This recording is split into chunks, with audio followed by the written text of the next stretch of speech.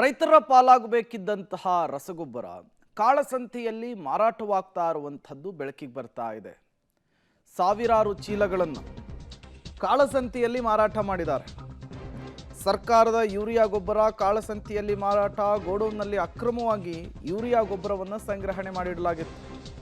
ಒಂದಲ್ಲ ಎರಡಲ್ಲ 4,000ಕ್ಕೂ ಅಧಿಕ ಚೀಲ ಯೂರಿಯಾ ಗೊಬ್ಬರವನ್ನು ಜಪ್ತಿ ಮಾಡಲಾಗಿದೆ. ಬಳ್ಳಾರಿ ಹೊರವಲಯದ ಇಂಡಸ್ಟ್ರಿಯಲ್ ಏರಿಯಾದಲ್ಲಿ ಘಟನೆ ನಡೆದಿದೆ. ಕೃಷಿ ಇಲಾಖೆಯ ಅಧಿಕಾರಿಗಳು ಹಾಗೂ ಪೊಲೀಸರು ಜಂಟಿ ದಾಳಿಯನ್ನು ನಡೆಸಿದ್ದಾರೆ. ಗೋಡೌನ್ ಮಾಲೀಕನನ್ನು ವಶಕ್ಕೆ ಪಡೆದು ಪೊಲೀಸರು ವಿಚಾರಣೆಯನ್ನು ನಡೆಸಿದ್ದಾರೆ. ಬಳ್ಳಾರಿಯ ಎಪಿಎಂಸಿ ಪೊಲೀಸ್ ಠಾಣೆಯಲ್ಲಿ ಪ್ರಕರಣ ದಾಖಲಾಗಿದೆ. ನೀವು ಕೂಡ ಯೂರಿಯಾ ಗೊಬ್ಬರದ 4,000 ಚೀಲ ಇದ್ದಂತಹ ಗೋಡೌನನ್ನು ಗಮನಿಸ್ತಾ ಇದ್ದೀರಿ. ಅಂದರೆ ಈ ರೀತಿ ಸಾವಿರಾರು ಚೀಲವನ್ನು ಒಂದು ಕಡೆ ಸ್ಟಾಕ್ ಹಾಕ್ಬಿಡೋದು, ಡಿಮ್ಯಾಂಡನ್ನು ಕ್ರಿಯೇಟ್ ಮಾಡೋದು, ಬೇಡಿಕೆ ಕ್ರಿಯೇಟ್ ಮಾಡಿ ಬೆಲೆಯನ್ನು ಜಾಸ್ತಿ ಮಾಡೋದು, ಇದನ್ನು ಕಾಳಸಂತೆಯಲ್ಲಿ ಮಾರುವಂತಹ ಕೆಲಸ.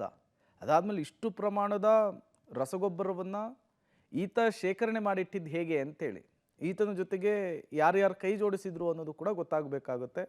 ಈಗ ಪೊಲೀಸರು ತನಿಖೆ ನಡೆಸ್ತಾ ಇದ್ದಾರೆ. ಮತ್ತು ಯಾರ್ಯಾರಿದ್ದಾರೆ ಅವರನ್ನು ಕೂಡ ಅರೆಸ್ಟ್ ಮಾಡುವಂತಹ ಸಾಧ್ಯತೆ ಇದೆ.